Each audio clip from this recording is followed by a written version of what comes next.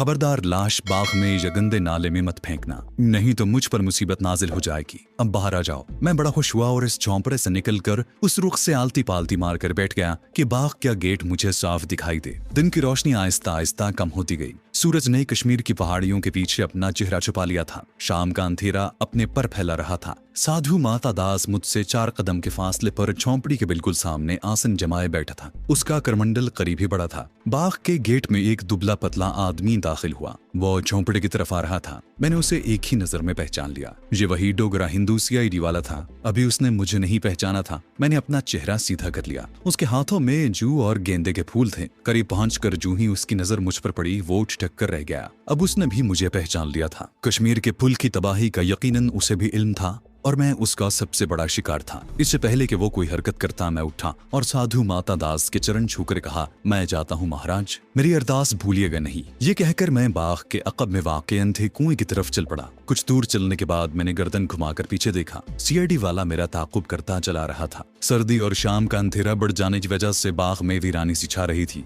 कहीं कोई आदमी नजर नहीं आ रहा था। मैं गंदे नाले की तरफ से होकर अंधे कुएं के पीछे आ गया और कुएं की मुंडेर के पास उगी हुई झाड़ियों में छुप कर बैठ गया।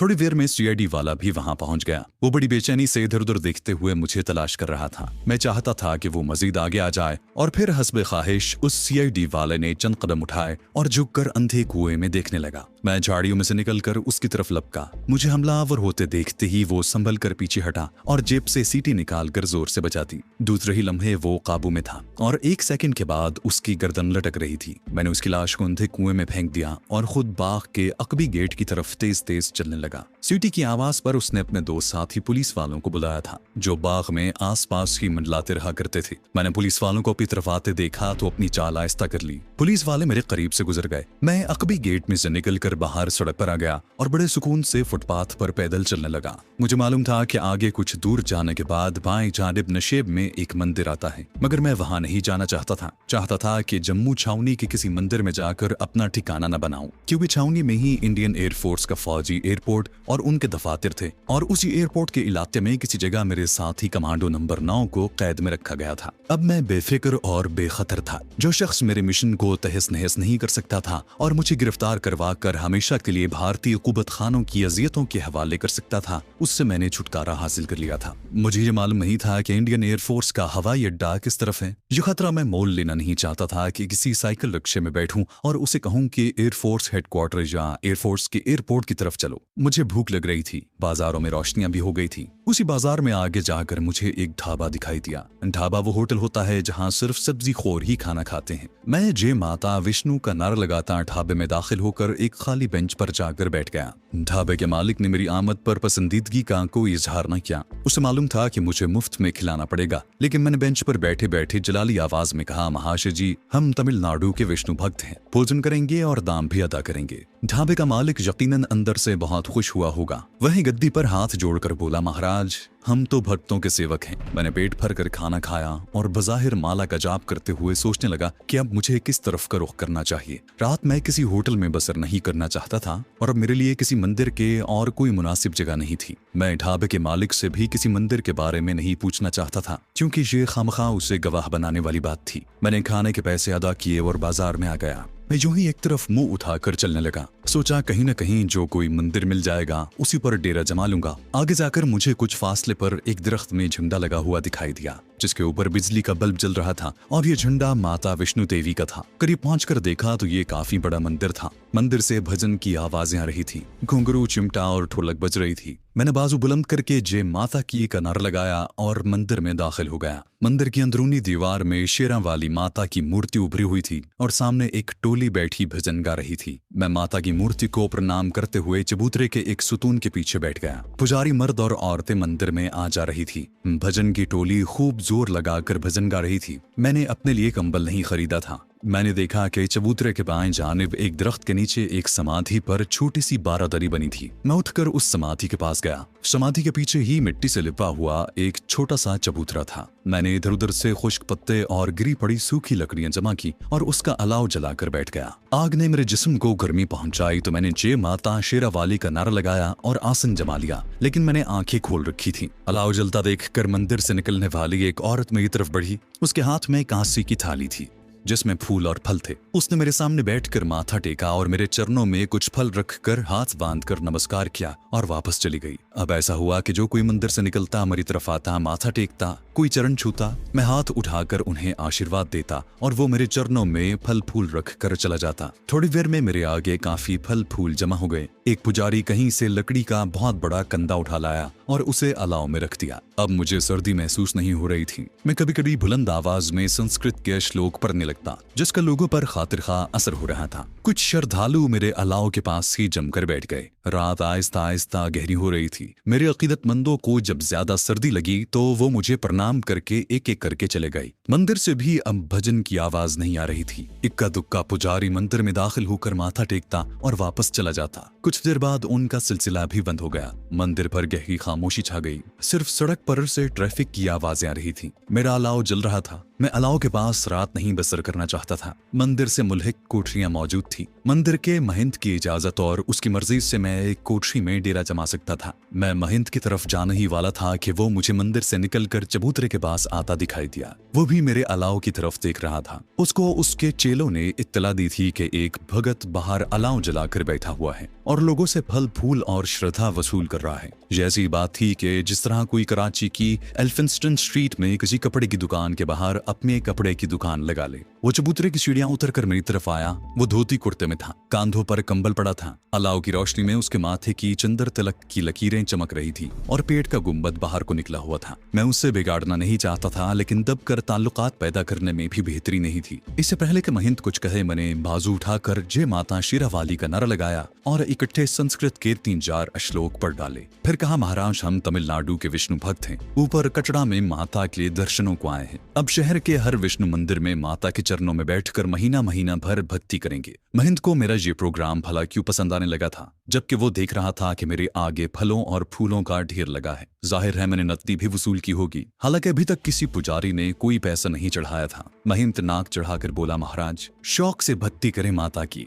परंतु इसके लिए बड़े मंदिर के पुरोहित से इजाजत लेनी होगी। मैं जानता था कि वो झूठ बोल रहा है और मुझसे सौदा करना चाहता है। मैंने जेब से 50 रुपए का नोट निकालकर कहा, महाराज हम विष्णु माता के भक्त हैं, हमें संसार की मोह माया से कोई गरज नहीं। ये 50 रुपया और फल फूल हमें श्रद्धालु अर्पण कर गए हैं, ये आप रख लें। आगे से भी जो नकदी और फल फूल हमें वसूल होंगे हम आपकी झोंपड़ी में डाल दिया करेंगे, क्योंकि हम समझते हैं कि इस पर आपका अधिकार है। महिंद 50 रुपए का नोट लेकर बेहद खुश हुआ और मेरे पास बैठकर हाथ जोड़ता हुआ बोला, महाराज आप तो बड़ी करने वाले भक्त लगते हैं कि श्रद्धालु आपको इतना कुछ दे गए। आप जितने रोज जी चाहे जहाँ माता जी की भक्ति करें, मैं बड़े पुरोहित से खुद ही निमट लूंगा, आप निश्चिंत होकर रहें। 50 रुपए का नोट उस लालची महिंद को सीधी राह पर ले आया था। उसने मुझे एक छोटी सी कोठरी भी अलॉट कर दी, साथ 2 कंबल भी लाकर दे दिए। मुझे और क्या चाहिए था। रात 11 बजे के बाद कोठरी में आकर लेट गया। सुबह मुंह अंधेरे मंदिर में भजन कीर्तन की तेज आवाजों ने जगा दिया। मैंने उठकर मुंह हाथ धोया और समाधि के चबूतरे के आगे अलाव रोशन कर दिया। महिंद ने अपने चेले के हाथ मेरे लिए चाय का ग्लास और बंद मक्खन भेज दिया। नाश्ता करने के बाद मैं अलाव के सामने आकर बैठ गया। सुबह सुबह काफी लोग पूजा पाठ करने आए। जो कोई आता मुझे भी माथा टेक कर फल फूल और पैसे अर्पण करता।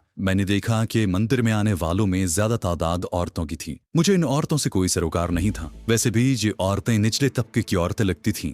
मेरा असल टारगेट इंडियन एयरफोर्स का इलाका था, जहां विंग कमांडर भटनागर रहता था। हो सकता है वो अपनी फैमिली के साथ रहता हो, लेकिन अभी तक मैंने किसी से नहीं पूछा था कि एयरफोर्स का अड्डा और उनके अमले का रिहायशी इलाका किस तरफ है। दूसरे रोज रात को महिंद मेरे पास आया तो मैंने फल फूल और रेजगारी की शक्ल में वसूल किया हुआ सारा नजराना उसकी खिदमत ने पेश कर दिया। वो बहुत खुश हुआ। उसकी आमदनी में इजाफा हो गया था। मैंने महिंद से इधर उधर की बातें शुरू कर दी। हर बार हरफ मतलब जबान पर आते आते रह जाता। दिल नहीं मानता था कि उस महिंद से इंडियन एयरफोर्स बेस के बारे में पूछूं। आखिर मैंने यही तय किया कि सुबह शहर की गश्त पर निकलूंगा और एयरफोर्स के रिहायशी इलाके के बारे में खुद ही सुराग लगाने की कोशिश करूंगा। दूसरे रोज मैंने महिंद से करमंडल लिया और उसे कहा कि ये हमारे भक्तों की रीत है कि हफ्ते में 2 बार विष्णु माता की दक्षिणा लेने लोगों के दरवाजे पर जाते हैं। महिंद ने हाथ बांध कर कहा, जैसी महाराज की इच्छा। मैंने भीख मांगने वाला करमंडल हाथ में लिया और शहर के बाजार की तरफ चल पड़ा। धूप निकली हुई थी। बाजारों में लोग अपने अपने काम पर आ जा रहे थे। ट्रैफिक का हल्का हल्का शोर बुलंद हो रहा था। मैं गुंजान बाजारों से निकलकर निस्बतन खुली आबादी में आया तो एक साइकिल रिक्शे वाले को रोक कर कहा, बच्चा हमारा एक श्रद्धालु हवाई जहाज चलाने वाली फौज में है। कहता था कि जहाँ फौज के जहाज उतरते हैं वहाँ मेरा घर है, परंतु हमको मालूम नहीं। क्या तुम हमें वहां ले जाओगे बच्चा? हम तुम्हें 2 रुपए देंगे किराया। हम विष्णु माता के भक्त हैं, मुफ्त सवारी नहीं करते। साइकिल रिक्शा वाला हाथ बांध कर बोला, महाराज मैं तो सेवक हूँ, चलिए आपको एयरफोर्स कॉलोनी ले चलता हूँ, आपका दासी वहीं रहता है। मैंने मजीद तसल्ली की खातिर सवाल किया, परंतु फौज वालों के जहाज वहीं उतरते हैं ना? वो बोला, हाँ महाराज, वो एयरफोर्स वालों का अड्डा है, उनके बंगले भी वहीं हैं। मैंने कहा, चल बच्चा, भगवान तेरी रक्षा करेगा। साइकिल रिक्शे वाला मुझे लेकर एक तरफ रवाना हो गया। बहुत जल्द वो शहर की आबादी से निकलकर पहाड़ियों के दरमियान फैले हुए एक मैदानी इलाके की तरफ चल पड़ा। ये कुशादा पक्की सड़क थी। रास्ते में हमें एयरफोर्स की गाड़ियां आती जाती मिली तो मुझे यकीन हो गया कि मैं अपने टारगेट की तरफ ही जा रहा हूँ। ये सड़क गालिबन एयरफोर्स के हवाई अड्डे की तरफ जा रही थी, क्योंकि आगे मुझे ऊंचे ऊंचे वायरलेस के खंभों पर फैला हुआ तारों का जाल नजर आने लगा था। उस पक्की सड़क पर कोई 2-3 फरलांग चलने के बाद बाएं जानिब छोटे छोटे खुशनुमा मगर एक जैसे बंगलों की कतारें दिखाई दी। साइकिल रिक्शा उन बंगलों की तरफ मुड़ गया। मेरे पूछने पर उसने बताया कि यही एयरफोर्स कॉलोनी है और हवाई फौज के अफसरान बंगलों में ही रहते हैं। मैंने जेब से 5 रुपए का नोट निकाल कर रिक्शे वाले को दे दिया। हरिओम बच्चा, यहाँ रुक जा, हम अपने दास के घर तक पैदल जाएंगे। वो बहुत मसरूर हुआ और हाथ जोड़कर प्रणाम करता वापस चला गया। मैंने बंगलों की कतार को गौर से देखा। उनमें कहीं कहीं सफेदे के दरख्त सुनहरी धूप में चमक रहे थे। मैंने करमंडल वाला हाथ भीख लेने के अंदाज में उठाया और दूसरे हाथ में पकड़ी माला के मनकों को फेरते हुए एयरफोर्स के बंगलों की तरफ चल पड़ा। ये छोटे छोटे बंगले थे और हर बंगले के सामने छोटा सा बागीचा था। गेट पर बंगले में रहने वाले का नाम और रैंक लिखा था। बंगले आमने सामने बने थे। बीच में छोटी सी सड़क थी। मैंने एक साधु की तरह यहाँ घूम फिर कर जय माता विष्णु की आवाजें लगानी शुरू कर दी। कुछ बंगलों में से बूढ़ी या उधेड़ उम्र औरतों ने निकलकर मेरे करमंडल में सूखे चावल और पैसे डाले। मैंने एक एक बंगले की नेम प्लेट पढ़ ली। ये नेम प्लेटें हिंदी में भी थीं और अंग्रेजी में भी। इनमें कहीं किसी विंग कमांडर भटनागर के नाम की तख्ती नहीं थी। मुझे सख्त मायूसी हुई। मैं उस ब्लॉक से निकल आया। जरा फासले पर एक पार्क था जहाँ कुछ बच्चे खेल रहे थे। उस पार्क के अकब में थी एक उसी किस्म की बंगलों वाली कॉलोनी नजर आ रही थी। मैं उस कॉलोनी में आ गया। बंगलों की कतारों के बीच वाली सड़क कच्ची थी, जहां से गुजरते हुए कनखियों से नाम की तख्तियां पढ़ता जा रहा था। ये सब इंडियन एयरफोर्स के ऑफिसरों के बंगले थे। कतार के आखिर में बंगले की तख्ती पढ़कर मैं रुक गया। उस तख्ती पर विंग कमांडर के भटनागर लिखा था। मैं वहां से मुड़ गया। वापस 3 बंगले छोड़कर एक बंगले के बाहर जय माता विष्णु देवी का जयकारा बुलाया। हमारे यहाँ तो अगर कोई फकीर आता है तो हम उसे माफ कर दो बाबा कहते हैं और आगे का रास्ता दिखा देते हैं, मगर हिंदू लोग ऐसा नहीं करते। उनके दरवाजे पर कोई साधु संत आ जाए तो वो उसे कुछ न कुछ दान जरूर करते हैं।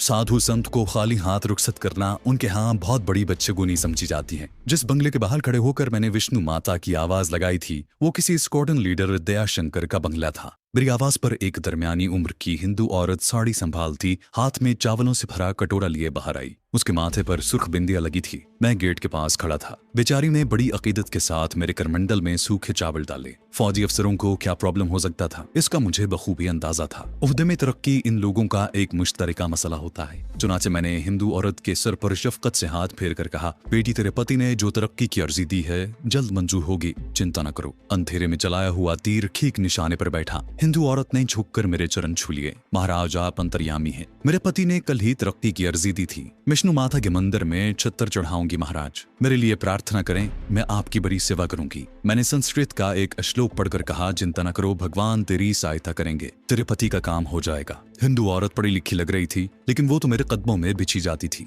मुझे अंदर ले जाने पर इसरार करने लगी। मेरा ये मकसद नहीं था। मेरा मकसद उसको बाहर बुलवाने से कुछ और था। चुनाचे मैंने अपने खास मकसद के तहत तीर चलाया। बच्चा लगता है ये आगे जो भटनागर साहब रहते हैं उनकी पत्नी के सारे दर्द दूर हो गए हैं, सारे कष्ट कट गए हैं। जब भी उसने हमें दक्षिणा नहीं दी। हिंदू औरत सहम सी गई। बोली, महाराज क्या सावित्री ने दक्षिणा नहीं दी आपको? उस बेचारी ने आपकी आवाज नहीं सुनी होगी। महाराज वो बेचारी तो बड़े कष्ट भोग रही है। उसके पेट में रसूली है, 2 ऑपरेशन करवा चुकी है। जवान बेटा 3 साल से विलायत में है, कोई खत नहीं लिखा। वो तो अपने द्वार से किसी भक्त को खाली हाथ नहीं जाने देती। उस भोली भाली हिंदू औरत ने मुझे बहुत कुछ बता दिया था। मैंने जयकारा लगाकर कहा, विष्णु देवी तुझे सरल रखे, वो तेरी फिर दर्शन देंगे। वो बेचारी मेरे चरण छूती रह गई और मैं आगे बढ़ गया। कुछ दूर जाकर वापस पलटा और के भटनागर के बंगले के आगे जाकर आवाज लगाई, जय हो माता शेरावाली की जय हो, बच्चा माता के भक्तों को दक्षिणा दो। मुझे यकीन था कि यही उस विंग कमांडर भटनागर का बंगला है जिसकी तहवील में मेरा साथी है, क्योंकि उस सारी कॉलोनी में मुझे दूसरे किसी विंग कमांडर भटनागर के नाम की नेम प्लेट नजर नहीं आई थी।